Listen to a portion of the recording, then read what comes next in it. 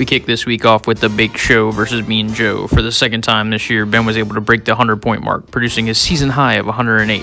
That wasn't enough as Joe had a full-on chub watching Nick rack up the points versus Maryland, leading him to victory.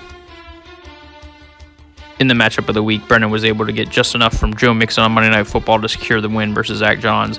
Zach was let down by his trio of wide receivers this week, netting 20 points between the three of them. Brennan definitely had some luck on his side this week with Golladay and Cortland Sutton nabbing 2 touchdowns each. The question is, how much will Brennan spend on Chase Daniel this week? In the closest contest of the week, Seamus edged out Zach by 2 points. Seamus' Mayo-color running back led his team in points with 33, and the biggest difference was the defensive matchup with the Pats getting 25 more than the Jags. Zach will be crying himself a rivers all week after that tough loss.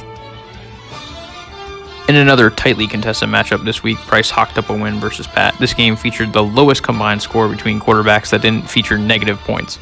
Surprisingly, Price's first-round pick is still holding strong at the quarter pole. The question is, can Kamara stay healthy for him the rest of the year?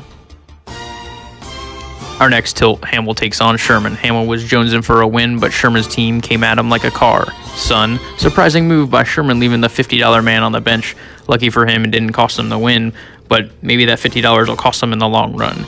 Hamill's going to try and get Gucci again next week.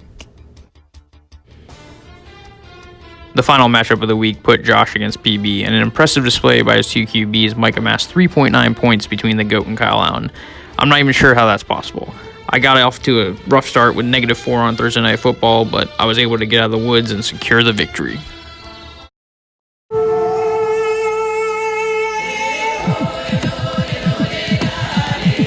The tribe has spoken.